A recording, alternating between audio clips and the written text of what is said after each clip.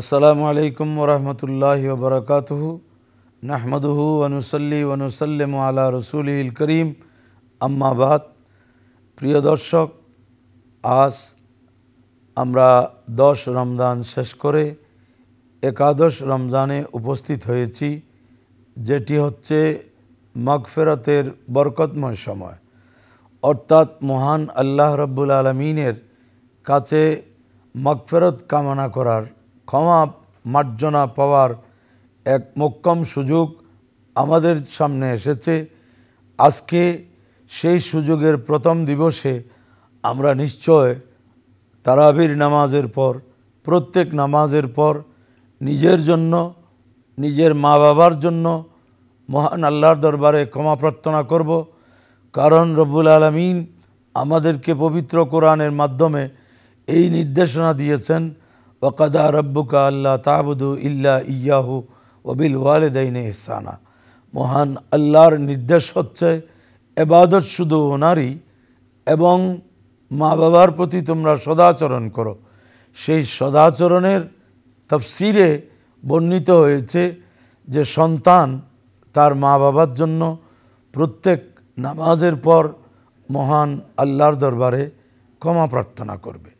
এবং বাইহাকি শরীফে বর্ণিত হাদিসের মধ্যে বর্ণিত হয়েছে যে রসুল পাক সাল্লাল্লাহু আলাইহি ওয়াসাল্লাম ইরশাদ করেছেন যে রমজান এমন এক মাস যার প্রথম দশক রহমত, দ্বিতীয় দশক মাগফিরাত। আমরা সেই দ্বিতীয় দশকেই আমরা উপস্থিত আছি। অতএব এই সময়কে যেন আমরা আল্লাহ রসুল সন্তুষ্ট হয় এমন কাজের মাধ্যমে অতিবাহিত করে যেন আমরা ক্ষমা পাই। মার্জনা পাওয়ার জন্য বান্দার মধ্যে নিশ্চয় কিছু যোগ্যতা অর্জন করতে হবে। সেটা হচ্ছে মহান আল্লাহর এবং রসুল পাক সাল্লাল্লাহু আলাইহি ওয়াসাল্লামের নির্দেশনা মোতাবেক আমরা আমাদের জীবন আচার, আমাদের উঠা বসা, লেনদেন, কর্মময় জীবনে, পারিবারিক জীবনে সর্বত্র রসুল পাক সাল্লাল্লাহু আলাইহি ওয়াসাল্লামের আদর্শকে অনুশীলন করা, অনুসরণ করা, যাতে আমরা মহান আল্লাহর মার্জনা পাওয়ার জন্য আমরা সহজভাবে সেটা অর্জন করতে পারি। সেজন্য আল্লাহ রাব্বুল আলামিন আমাদেরকে তওবার প্রতি নির্দেশনা দিয়েছেন।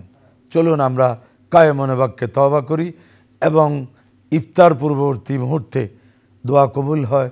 দোয়া করি, আল্লাহুম্মা সাল্লি আলা সাইয়্যিদিনা মুহাম্মদ ওয়া আলা আলি সাইয়্যিদিনা মুহাম্মাদিন ওয়া বারিক ওয়াসাল্লিম। রব্বুল আলামিন, আমরা 10 রমজান অতীত করে আমরা একাদশ রমজানে উপস্থিত হয়েছি। আয় আল্লাহ, আমাদের জীবনের সকল গুনাহ তুমি মাফ করে দাও। আল্লাহ, তুমি মাফ না করলে আমাদের আর কোনো মাবুদ তো নেই আমরা যে ক্ষমা প্রার্থনা করব। রব্বুল আলামিন, তুমি আমাদের জীবনের সমস্ত ভুল ভ্রান্তি, বড় ছোট, ইচ্ছায় অনিচ্ছায় কৃত সব কিছু ক্ষমা করে দাও। রব্বানা তাকাব্বাল মিন্না ইন্নাকা আনতাস সামিউল আলিম ওয়া তুব আলাইনা ইন্নাকা আনতাত তাওয়াবুর রহিম। আমিন বিরহমাতিকা ইয়া আরহামার রাহিমিন।